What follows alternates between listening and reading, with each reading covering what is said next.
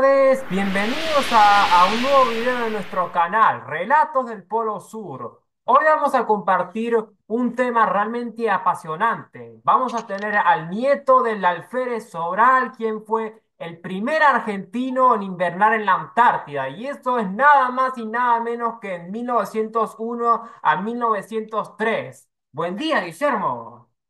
¿Qué tal? Buenas tardes, Pedro, ¿cómo andás? ¿Todo bien? ¿Quién fue tu abuelo paterno y de dónde era? Bueno, mi abuelo paterno nació en Gualeguaychú, provincia de Entre Ríos, acá en Argentina, y bueno, ahí luego se fue a estudiar, estudió hasta los 13 años en Gualeguaychú y luego se mudó a la capital para seguir sus estudios en la Escuela Naval. Y fue el primer argentino en permanecer casi 2 años en la Antártida. Increíble. Nos has comentado que tu abuelo participó de la expedición sueca de Nordenholm. ¿Cómo fue que se dio esa oportunidad? Antecedentes. Mirá, sí, no, él de chico ya leía muchos libros sobre exploradores, viajeros, y cuando entró a la escuela naval y empezó a estudiar, su meta era seguir con esas aventuras que había leído, y bueno, cuando se presenta la oportunidad que viene el barco sueco a hacer una expedición, que fue la primera expedición científica comandada por Otto Nordenhjul, se presenta él como postulante, que en ese momento había tres y justamente entre esos tres no lo habían postulado a él. Entonces él habla con uno de los marinos, con Moreno, y le pide por favor que lo incluya, dado que a esto Moreno, en lugar de ser tres los postulantes, lo estiró a cinco. Entonces entre los cinco estaba él, y por suerte para él salió favorecido. Increíble. Y Guillermo, ¿estaba previsto desde el inicio de la duración de esa expedición? ¿Cómo se desarrollaron los acontecimientos? No, la expedición era de un año, pero ¿qué pasó? Cuando ellos estaban allá en Snow Hill, o sea, Cerro Nevado, en la cabaña que habían montado con los suecos, porque esa cabaña que está allá en Suecia, en la Antártida, perdón, era una que habían traído desarmada en el Antártico para armarla en la Antártida.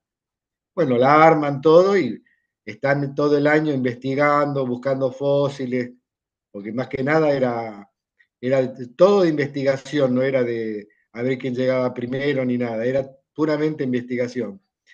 Cuando ellos están ahí, ellos no saben nada, pero cuando llega el momento de que el Antártico lo tenía que venir a buscar para llevarlos nuevamente al continente, el Antártico encalla, se hunde, lo aprisionan los hielos y ellos no sabían nada, pero seguían esperándolo.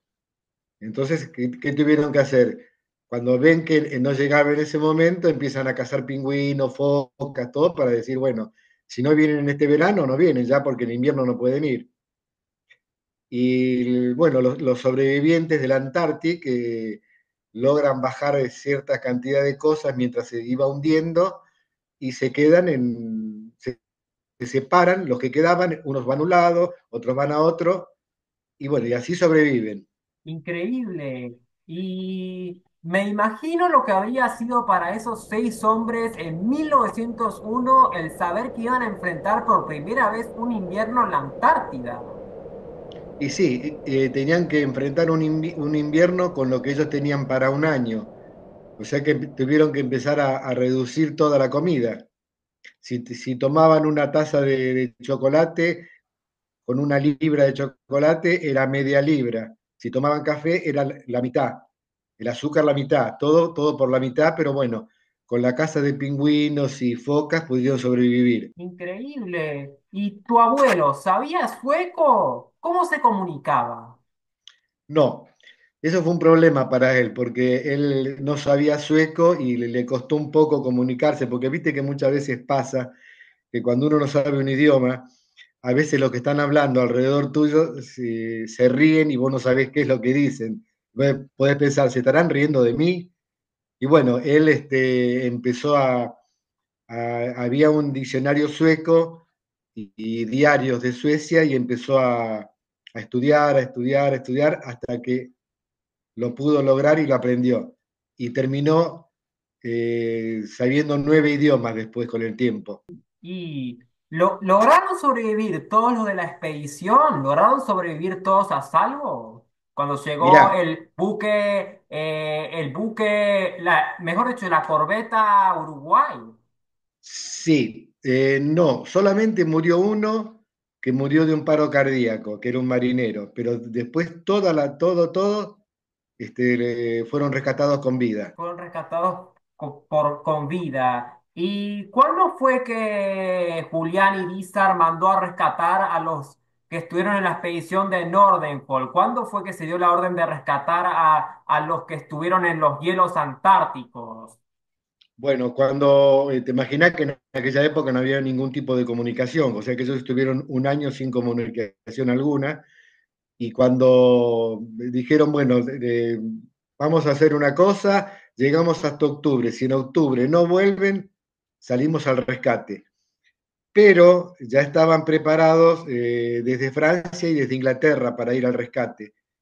Entre los tres salió la corbeta Uruguay que tuvieron que acorazarla nuevamente, ponerle el frente de acero, arreglar las calderas, hacer más capacidad de carbón, todo, porque te imaginas que eso no era tan fácil en aquellos tiempos. Pero bueno, llegó, le dieron un derrotero hasta que no encontraban nada y por suerte, gracias a mi abuelo que se le ocurrió poner en un bichero Anderson Sobral, agregarle a una cosa que había, y cuando hicieron un reconocimiento de la costa, el teniente Flis con el otro teniente que era Gorrochategui de Uruguay, se acercaron a la costa, vieron el bichero que decía Anderson Sobral, octubre 1903, intensificaron la búsqueda porque pensaron que todavía estaban vivos. ¿Y cómo fue la idea de poner un postal en la Antártida? Porque me habías explicado que había un postal que pusieron en la Antártida para traer a los buques de rescate, para que vean que están ahí, un postal que lo puso No, Sobral. no, ese era un bichero que estaba clavado con un cartel que decía ya son 1899 y a él se le ocurrió escribirle abajo con carbón Anderson Sobral. Entonces cuando los de la Corbeta Uruguay hacen un reconocimiento de la costa en bote, llegan ahí y ven que estaba recién escrito y vieron algunas pisadas en la nieve. Entonces volvieron a la corbeta Uruguay a avisarle al comandante Irizar que había señales de vida. Entonces continúan cerca de la costa, porque viste que los barcos no pueden acercarse mucho a la costa por la profundidad. Entonces siguieron hasta que, bueno, ven la casa en Cerro Nevado y, bueno, ahí ya bajan en bote y se van acercando y pues se encuentran todos ahí. Increíble. ¿Y qué influencia tuvo Sobral en la presencia argentina en la Antártida desde febrero, creo, 21 de 1904, en la base Orcadas? ¿Qué influencia tuvo Sobral en Hugo Acuña, en poner la bandera en la Antártida? Eso fue posterior al viaje de ellos, porque ellos estuvieron hasta 1903. Los de la bandera es en 1904. Sí, no, tuvo influencia por la presencia argentina en la Antártida, que desde aquel momento hasta estos días es la presencia más importante que tiene la Antártida, la Argentina. Increíble. Fue un gran video para ustedes y espero que ustedes puedan conocer mucho la historia de la vida de Sobral. Y si ustedes quieren alquilar algún libro de la vida de Sobral, pueden. O buscar su libro que se llama, ¿cómo se llama tu libro que publicaste sobre la historia de tu abuelo? Mi libro se llama así, mira, te lo voy a mostrar para que se vea. Dale, mostráselo para que mis seguidores lo miren. Pueden ver, pueden comprar el libro de Guillermo, que es El viaje de Farfar, o pueden incluso comprar el libro de Mari Taján, que se llama La vida de José María Sobral. Aunque el libro de Mari Taján está en inglés, para los que entienden inglés, pueden leerlo perfectamente, porque incluye relatos increíbles. O mejor aún, pueden leer el libro original de José María Sobral, Dos años entre los hielos de 1901 al 1903.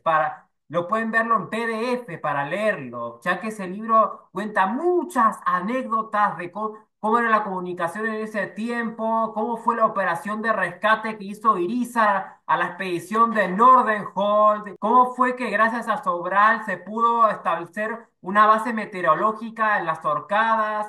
Todo eso es una historia que con este video aprendimos bastante de cómo fue que se logró esa expedición de 2 años entre los hielos. Así que mis seguidores, le vamos a mandarle saludos a nuestro gran Guillermo y nos vemos en el próximo video.